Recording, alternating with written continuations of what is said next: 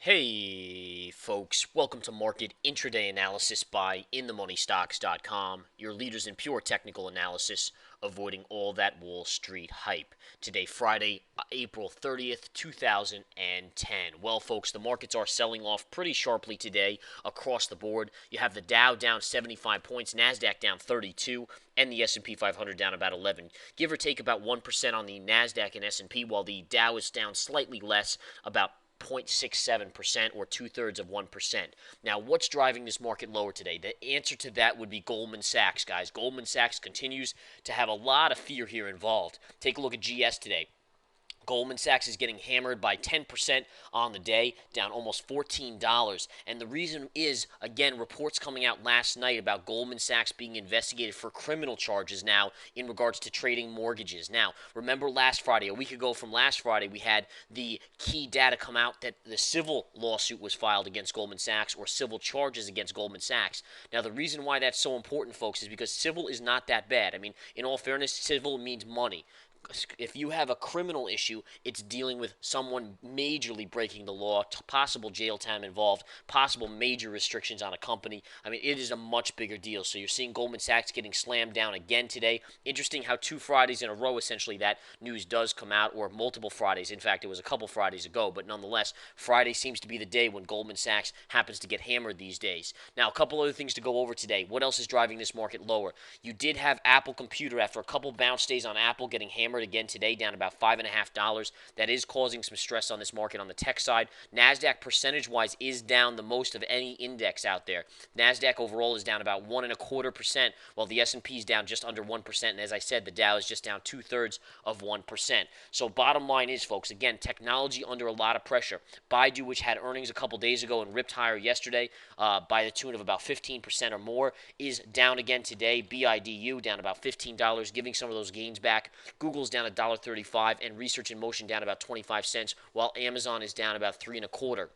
Now, what is keeping the Dow up? As I mentioned, the Dow is just down about 2/3 of 1%. The answer to that would be Chevron and Exxon. Chevron had earnings this morning. The stock, again, initially popped up, then sold off, then popped up, then sold off again, and since then has popped up again. It is trading up about 16 cents on the day, and by no means is that a great day, but it's enough as one of the 30 Dow components to keep the Dow from really having a major loss. Imagine if Chevron was down with the rest of the market, down 50 cents or a dollar. That would probably add another 5 points down on the Dow. You add in ExxonMobil, which is also positive by 21 cents, and make that down 50 cents to a dollar. That's another 5-10 points on the Dow. And as you see, then all of a sudden we're down basically 1%, equal to the other indexes on the SPY, or on the Dow side of things. Now, taking a look at the SPY, let's talk technicals. What are we seeing today? There have been some unbelievable technical signals today across the board that have worked out. There's been a great trading day in the intraday stock chat. Research Center continues to reap rewards left and right of major gains. Now, let's take a look at this, guys. Check this out. Today we opened up here. We opened up just above the support line. This support line was a major support I highlighted to my chat room guys yesterday, as well as the Research Center in the nightly video, as being a major trend line. And again, this trend line was at 120.65. Notice how once you got above it yesterday, you pulled back, but then never confirmed back below it. You confirmed above it right here. And this is dealing with InTheMoneyStocks confirmation signal. So it's actually a very important thing. And here you confirm above it, you go back below, never confirm below. That means you're going to go back up, you move up, and then you test it once, twice, 3, 4, 5 times, go above it, come back once, twice, 3 times again, cannot break this line. This line becomes kind of that ultimate barrier between the market falling or not. Now, what does that mean? Well, it means today, if you could break through it, you're going to have a pretty solid fall. In the Money Stocks methodology dictates that the harder a support line is, when it breaks, the harder a market falls. They say always that kind of terminology, you know, the higher someone goes, the harder you fall, or thereabouts. Same thing applies when you're dealing with a major level in the markets like this.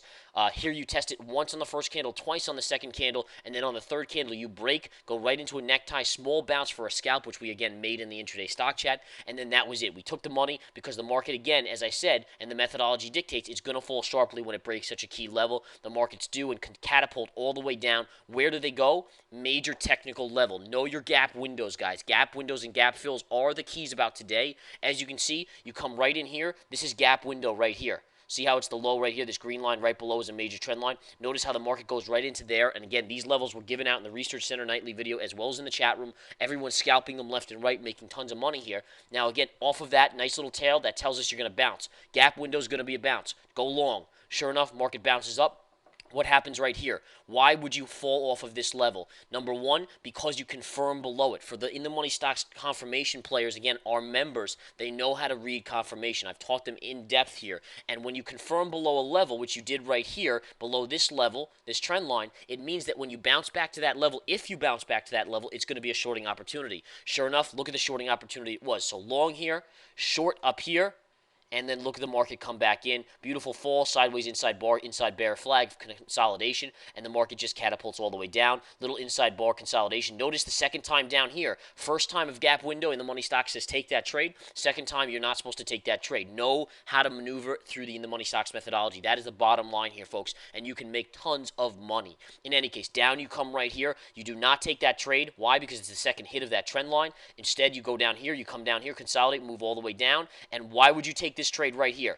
Why would you take this trade right here? Because it's gap filled. No brainer. First hit of gap fill, that's going to be your long play. You go long, look at the bounce that you get off of that. Where do you go? You go back to this level. Gap window. So from gap fill, you go long. Where do you sell that long play? Right at gap window. Why? Because again, you confirm below gap window. Therefore, confirmation dictates it will run up into that level and then bounce back below. And then you could even short there for a nice little move back down in this level. And now the market's again subsiding in volume. Volume today, 176 million on the SPY. That's basically in line with what we did all of yesterday. So you can see how you had a big update yesterday, but really no volume in the markets. Today, we're going to do well over 200 million in the SPY with about an hour and a half left in the market trading session, and you will have very, very solid volume, and it will be a down day.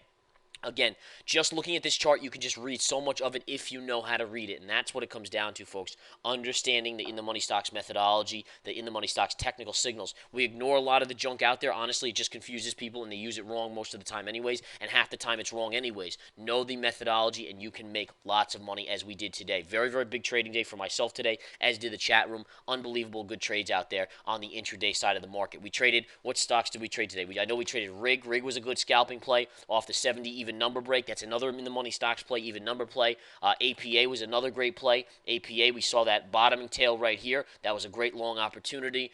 Goldman Sachs, multiple trades on Goldman Sachs today. It bounces at key different levels. The latest one was 145. I gave that to the chat room earlier in the day. When it hit, we alerted them to it as well to go long at 145. Stock is trading again back above 146, near 147 for a couple dollar bounce. And again, of course, the SPY was tracked and traded multiple times today as well. These are all plays that you should be able to learn. We teach you how to do it. We're not just going to tell you to take it, all right? That's what our thing is. Again, teach a man to fish and feed him for life, in other words. Have a wonderful rest of the day. We hope to see you in the chat room and the research center in the coming days. We look forward to more profitable days next week. Take care.